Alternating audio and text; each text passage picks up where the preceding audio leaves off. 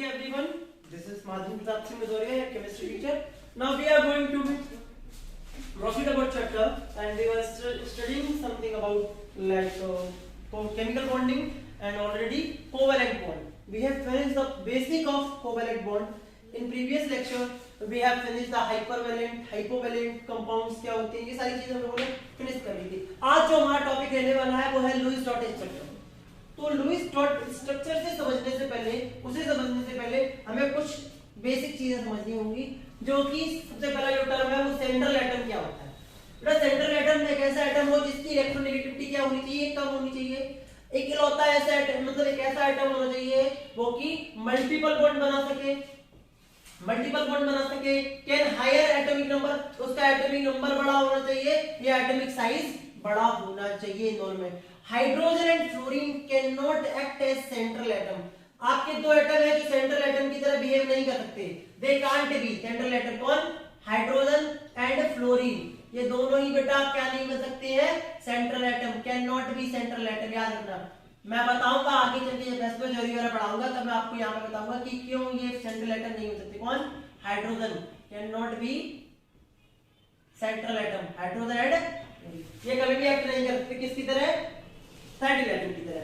अब बात करते हैं छोटा सा नंबर वैलेंस इलेक्ट्रॉन्स क्या होते हैं. बच्चों को बड़ा कंफ्यूजन रहता है कि वैलेंस इलेक्ट्रॉन्स क्या है, वैलेंस इलेक्ट्रॉन क्या है. आप सीरीज एक याद कर लीजिए, जैसे कि लिथियम, मतलब आउटर मोस्ट सेल में कितने इलेक्ट्रॉन है वही आपके वैलेंस इलेक्ट्रॉन्स होंगे.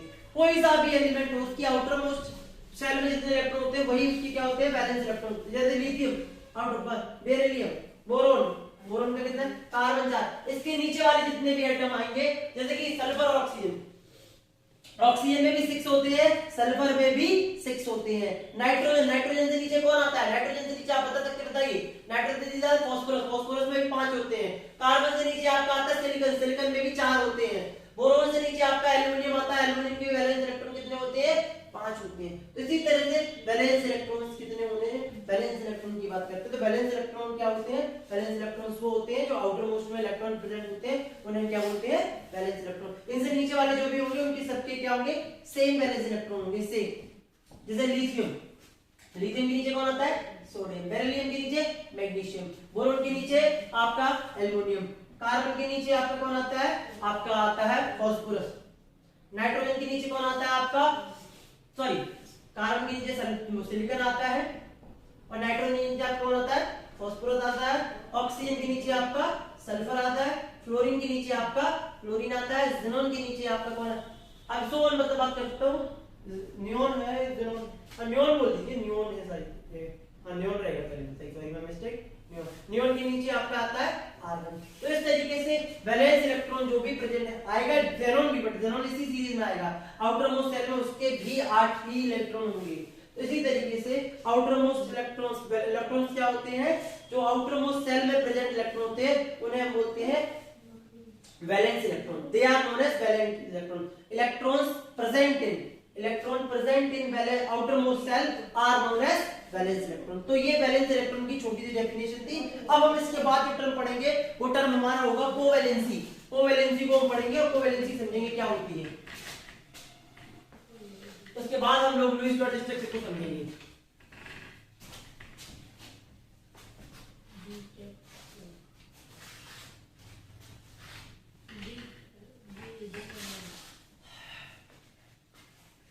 तो नेक्स्ट पॉइंट आपका रहेगा कोवैलेंसी का.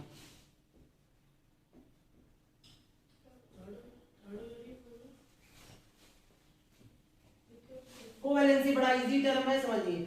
आप बोलते हैं द नंबर ऑफ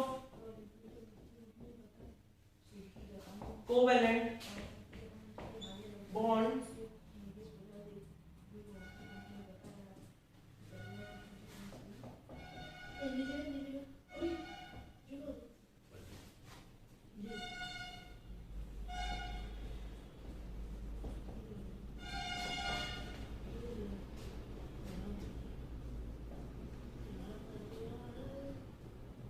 एक मॉलिक्यूल में कितने कोवैलेंट बॉन्ड बनाए उसे उस एटम के द्वारा, उसे हम क्या बोलते हैं.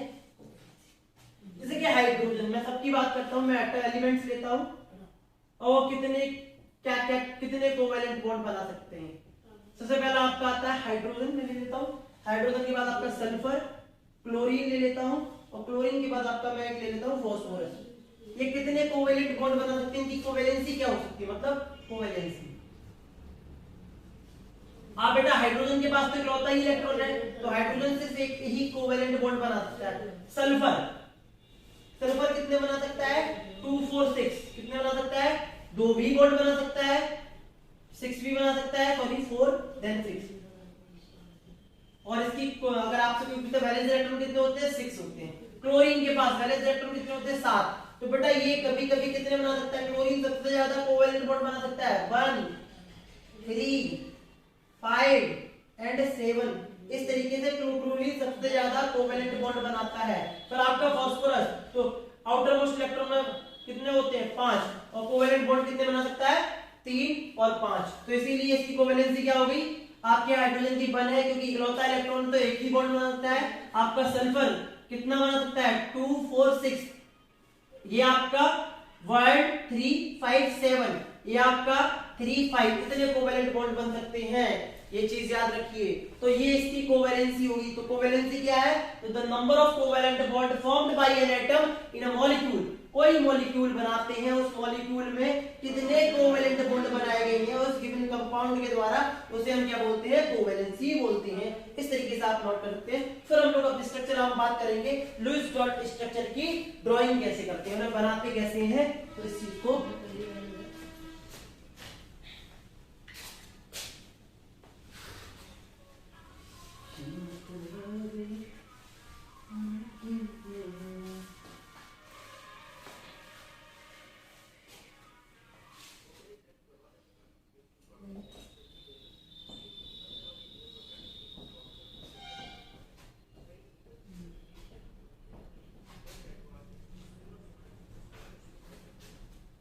अब आप देख सकते हैं कि लुईस स्ट्रक्चर की ड्राइंग कैसे, मतलब उसे ड्रॉ कैसे किया जाए। सबसे पहला रूल जो है बेटा वो रूल नंबर 1 है। रूल नंबर 1 में आपको बता दूं क्या है, आपको रूल नंबर याद रखनी है। 4 रूल है, 4 रूल आप निकालना सीखिए, आप सारी चीजें निकाल सकते हैं। सबसे पहले आपको निकालना है फाइंड n1। क्या निकालना है, फाइंड n1। अच्छा n1 क्या है, n1 पहले समझ लीजिए n1 क्या होता है। n1 का फॉर्मूला आप बहुत इंपॉर्टेंट, n1 बराबर क्या होता है,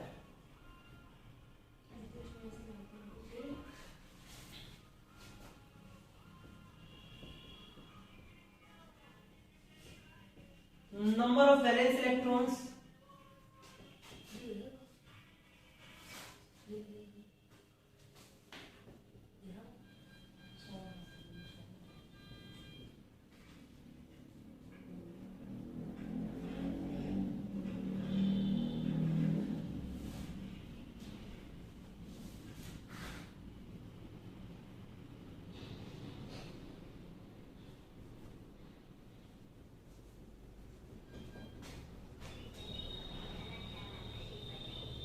बहुत इंपॉर्टेंट। 8 का फॉर्मूला देखिए, नंबर ऑफ वैलेंस इलेक्ट्रॉन्स, फिर आपके पास क्या है, number of negative charge minus PQ. अगर आपके पास उस कंपाउंड में कोई पॉजिटिव चार्ज है या नेगेटिव चार्ज दिख रहा है, अगर नेगेटिव चार्ज दिख रहा है तो आप उसे 1 ऐड कर देंगे, 2 दिख रहा है 2 ऐड कर देंगे, -2 मान लीजिए किसी भी कंपाउंड पे आपको -1 दिख रहा है, -2 दिख रहा है, तो आप उसमें क्या कर देंगे, ऐड कर देंगे। अगर किसी भी कंपाउंड में, जैसे कि अगर मैं बोलूं NH4, तो NH4 पे बेटा प्लस होता है, तो प्लस क्या करेंगे, आप सबसे पहले वैलेंस इलेक्ट्रॉन देखेंगे, वैलेंस इलेक्ट्रॉन को क्या करेंगे, वैलेंस इलेक्ट्रॉन को रखेंगे प्लस, उसमें क्या करेंगे, नेगेटिव चार्ज है नहीं है तो छोड़ देंगे। अब इसके बाद नेगेटिव पॉजिटिव चार्ज है, तो पॉजिटिव चार्ज को आप क्या करेंगे, एक मिनट सॉरी मैं मिस्टेक, मैं गलती कर गया हूं, number of positive charge plus क्या करेंगे, उसमें ऐड कर देंगे पॉजिटिव चार्ज, और नेगेटिव चार्ज उसमें क्या कर देंगे, माइनस कर देंगे। सॉरी नेगेटिव चार्ज को ऐड करना है, मैं फिर लिख दे रहा हूं, वैलेंस इलेक्ट्रॉन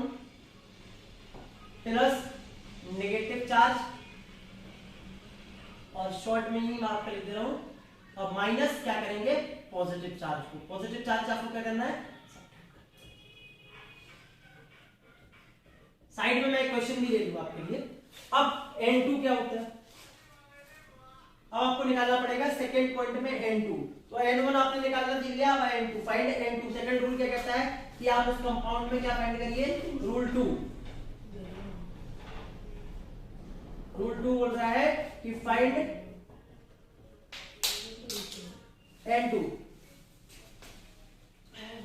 N2 आपको फाइंड करना है, तक मार्कर नहीं है फाइंड N2। अब N2 कैसे निकालेंगे? N2 का फॉर्मूला लिख लीजिए, फिर मैं बताऊंगा N2 होता है क्या। आप सबसे पहले देखिए, अगर कंपाउंड में नंबर ऑफ हाइड्रोजन है, नंबर ऑफ हाइड्रोजन एटम, क्या करेंगे? नंबर ऑफ H एटम अगर है कंपाउंड में तो H एटम है तो उसमें 2 से मल्टीप्लाई कर दीजिएगा, जितने भी हाइड्रोजन एटम हो उसमें 2 से मल्टीप्लाई कर देंगे। अब उसमें आपको उसके बाद आपको क्या करना है? Plus number of other atom, जो भी आपके अदर एटम हो, number of other atom,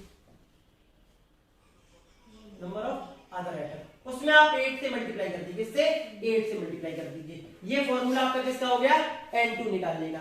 N1 का फॉर्मूला, N2 का फॉर्मूला। अब हम निकालेंगे N3 का फॉर्मूला। किसका? N3 का। पहले मैं आपको क्वेश्चन भी दिखाऊंगा, उसके बाद फाइंड N3। अब रूल 3, चलिए मैं आपको यहाँ पर N3 के बारे में बताता हूँ। N3 ये 4 रूल है, मैं तब आपको एक चीज बताऊंगा क्या है, मैं एक एग्जांपल के साथ आपको समझाऊंगा। सबसे पहले मैं एक एग्जांपल इधर साइड ले ले रहा हूँ जिससे आप सारी चीजें समझ सकें। मैंने एक कार्बन मोनोऑक्साइड का एग्जांपल ले लिया। सबसे पहले है N1, तो इसमें N1 निकालते हैं। नंबर ऑफ वैलेंस इलेक्ट्रॉन कितने होते हैं? वैलेंस इलेक्ट्रॉन देख लीजिए बेटा, नंबर ऑफ वैलेंस इलेक्ट्रॉन बताइए। अगर मैं आपसे बोलूं कार्बन के तो आप बोलेंगे सर 4, और ऑक्सीजन के बोलेंगे तो 6, तो टोटल। अब देखते हैं क्या इसके ऊपर कोई नेगेटिव चार्ज है? नहीं है। पॉजिटिव चार्ज है? नहीं है। तो इसके N1 की वैल्यू कितनी होगी बेटा? इसके N1 की वैल्यू हो गई 10। अब बेटा इसका N2 निकालते हैं। Number of hydrogen atom into 2, number of other atom into 8। क्या कोई हाइड्रोजन एटम है? नहीं है। तो क्या करेंगे? अदर एटम है बेटा, है कितने हैं? नंबर ऑफ अदर एटम 2 है इंटू 8, तो इसका N2 की वैल्यू कितनी हो गई? 60। अब बेटा N2 भी निकाल लिया। अब N3 की बात करते हैं। N3 क्या होता है? Number of N3, find N3। अब N3 क्या होता है? N3 बराबर होता है N2 माइनस N1। चलिए तो N3 निकालते हैं। तो N3 यहां पर देखते हैं, N2 कितना है? 16, और N कितना है? तो कितना आ गई? N3 की वैल्यू आ गई 6। तो बेटा ये total number of sharing electron होता है। क्या होता है? N3 total number of sharing electron. और बेटा N1 आपसे कुछ पूछता है तो N1 क्या होता है? मैं सब बताता हूं। टोटल नंबर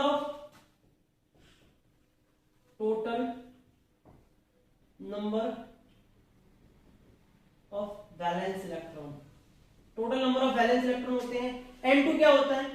N2 कोई पूछे तो N2 आपको यहाँ पे दिख रहा है clearly. Total number of electrons है कंपाउंड में। टोटल नंबर ऑफ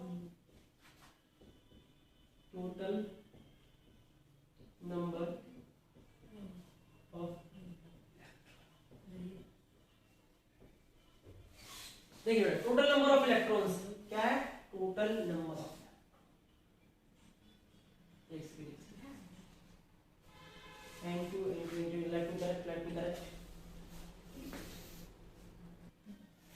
हाँ बेटा N2 क्या होना चाहिए? कहीं ना कहीं आपके माइंड में भी आ रहा होगा N2। एक्चुअली क्या होता है, आपको पता है कितने भी एटम हो टोटल सबको चाहिए कितने होते हैं? 8 इलेक्ट्रॉन चाहिए होते हैं। तो आपने देखा होगा 2 इंटू, क्योंकि यहाँ पर 2 है तो 8 इलेक्ट्रॉन से क्यों मल्टीप्लाई किया जा रहा है? 8 से मल्टीप्लाई हम क्यों कर रहे हैं? क्योंकि भैया ये वैलेंस सेल का रिक्वायरमेंट होता है भैया, इतना बोलते हैं स्टेबिलिटी के लिए। स्टेबिलिटी के लिए आपको कितना चाहिए? बोलते हैं noble gas, noble gas configuration यही होता है, नोबल गैस कन्फिगरेशन। तो ये किसका नंबर है? नोबल गैस कन्फिगरेशन अचीव करने का। तो N2 क्या है? कंडीशन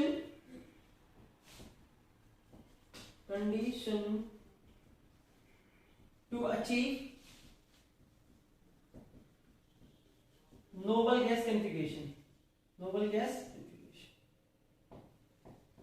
अब लास्ट में आपको जो निकालना है वो क्या है? N3 क्या है? N3 है total number of sharing electron.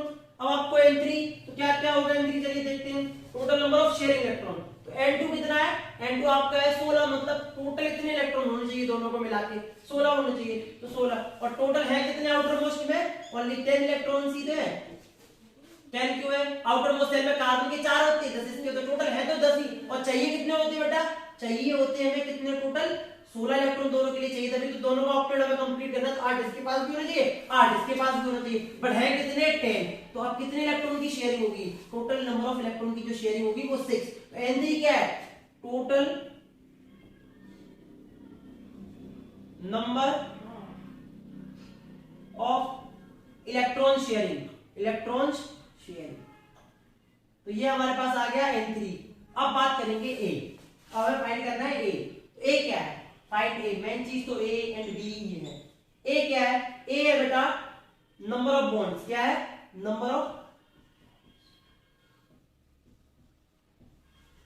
Bonds, और A का फॉर्मूला क्या होता है, A का फॉर्मूला बेटा याद रखिए N3/2, क्या होता है, N3/2। तो देखिए यहाँ पर, क्योंकि एक बॉन्ड हमेशा 2 इलेक्ट्रॉन शेयरिंग पे बनता है, तो कितने हो गए, टोटल 6 इलेक्ट्रॉन शेयर कर रहे हैं आपस में, टोटल नंबर ऑफ बॉन्ड्स कितने बनेंगे, टोटल नंबर ऑफ बॉन्ड्स बनेंगे यहाँ पर 3, कितने बनेंगे 3, कितने बनेंगे 3 बनेंगे, इस तरीके से। अब बात करते हैं N4 की, N4 क्या होता है, N4 को बड़ा ध्यान से समझने की कोशिश करिए, N4 क्या होता है, N4 बेटा आपको यहाँ पे बिल्कुल इजीली मिल जाएगा, N1 - N3, N4 क्या है, N1 - N3, तो N1 आपके पास कितने हैं, मतलब कहीं ना कहीं टोटल बोलते ना कि लेफ्ट इलेक्ट्रॉन जो होते हैं, टोटल लेफ्ट इलेक्ट्रॉन वो आपके होते हैं, कितने बचे हुए इलेक्ट्रॉन है 6, आपके टोटल आपके पास कितने थे 10 इलेक्ट्रॉन थे, पार्टिसिपेट कितने कर रहे हैं आपके 6 पार्टिसिपेट कर रहे हैं, बचे कितने आपके पास, बचे आपके पास टोटल इलेक्ट्रॉन कितने हैं, तो 10 - 6, तो आपके पास कितने बचे हैं लेफ्ट इलेक्ट्रॉन 4। तो अब आपको क्या निकालना है, B निकालना है, B, तो B क्या होगा, B मैं आपको बता दूं, तो B बराबर होता है N4/2, N4 कितना आया, N4 आपके पास आया 4, और आपने डिवाइड कर दिया, आपको देखिए 4 ही तो आएगा, क्योंकि N4 देखिए N1 - N3, N3 कितना है 6, तो 10 - 6 तो रिक्वायर्ड कितने में 4 इलेक्ट्रॉन, तो आपके पास कितना आ गया, तो टोटल लोन पेयर कितने हैं, B क्या होता है, B आपका होता है नंबर ऑफ लोन पेयर, क्या होता है, number of lone pair, number of loan, ये आप बेटा नोट कर लीजिए, फिर मैं आपको अच्छे अच्छे सवाल लेता हूं तो नोट करिए, ठीक है, नंबर ऑफ लोन पेयर।